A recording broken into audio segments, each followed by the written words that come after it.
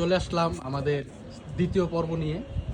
তো এই পর্বে আমরা জানবো যে রানা ভাইয়ের যে কবুতরগুলি বাজিতে আসছে।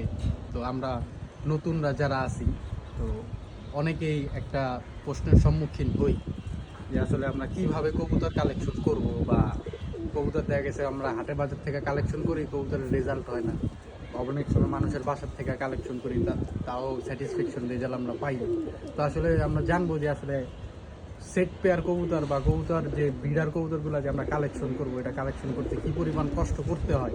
তো আমরা একজন অনেক এক্সপিরিয়েন্সওয়ালা মানুষ আমাদের সামনে বসে আছে, রানা ভাই। তো রানা ভাইয়ের মুখ থেকে শুনি যে আসলে উনি কীভাবে তার গেমের কবুতরগুলি কালেকশন করছে বা জেনারেশনটা সে তৈরি করছে। আসলে কি কবুতর কালেকশন করা অনেক কঠিন, যদি মানুষ কিভাবে করতে হয় সেটা না বুঝতে পারে। আবার যখন মোটামুটি অভিজ্ঞতা হয়ে যায় যে তখন কিন্তু বেশি একটা সময় লাগে না। যেরকম আপনার পাল্লার বিকল্প নাই, মানে পাল্লা দিলেই মোটামুটি বের হয়ে যায় আপনার কোনটা ভালো কোনটা খারাপ। আমরা তো আমাদের সময় তো এত পাল্লা টাল্লা ছিল না। যেরকম আমি একটা কবুতর, আমার বাসার উল্টা দিকে একটা দোকান আছে, দোকানে কবুতর বিক্রি করতো, ওইখানে একটা কবুতর পাইছিলাম, সাদা কবুতর। কবুতরটার পায়ে বাংলায় লেখা ছিল সেলিমের গাংচি। তো সেই নটটা আমি তখন ওনা থেকে 1500 টাকাতে কিনি। কেনার পর তো তখন আমি এই কবুতর সম্বন্ধে জানতাম না। তখন নাম শুনতাম যে খাজিদনের সেলিম ভাই একজন প্লেয়ার আছে, নামই জানি আর কি, উনি গেম টেম খেলে। তো আরেক বড় ভাই এলাকারই কবুতরের দোকান ছিল, উনি আবার সেলিম ভাইয়ের কবুতর খেল কিনে আনছিল। তখন ওনার থেকে 7000 টাকা দিয়ে আমি একটা কাজ করা মাদি কিনি। এটা ঠিক কত সালের কথা ভাই? এটা 2007-08-এর দিকে।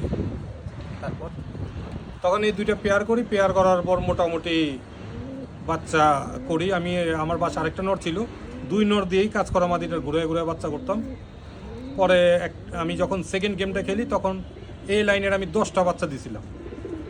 তো 10টার মধ্যে একটা বাচ্চার পা ছিল না, মানে ছোটবেলা পাটা ওই খাঁচায় আটকে পাটা পড়ে গেছিল। কবুতরের একটা কিউট নাম দিয়েছিলেন মুক্তিযোদ্ধা। হ্যাঁ, মুক্তিযোদ্ধা একটা মাদি ছিল। হ্যাঁ।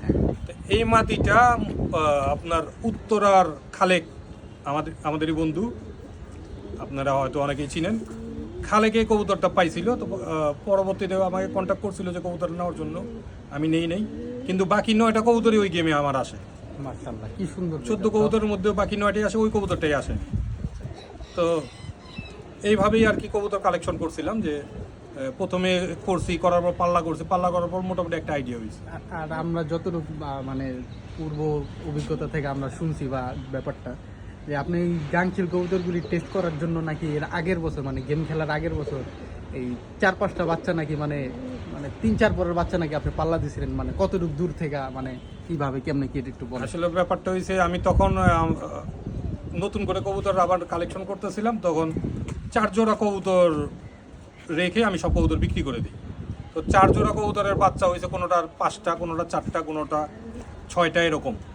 তো প্রতি জোড়া থেকে আমি 4টা করে বাচ্চা নিয়ে, ওই আমার এক ভাই আর কি পাল্লা করতেছিল, তো ওরে বললাম কই যাবা, বলে পাল্লা যাবা নাকি। আমি একটা পাখির কাছার মধ্যে 4 জাতের 4টা করে 16টা কবুতর নিয়ে ওর সাথে যাই। ও আবার এই যে তিলপাপাড়ার মোড়টা আপনি হয়তো চিনেন, ফ্লাইওভারের সামনে থেকে কবুতরগুলা ছাড়ছে, তো ওইখানে আমি বাচ্চাগুলো ছেড়ে দিই।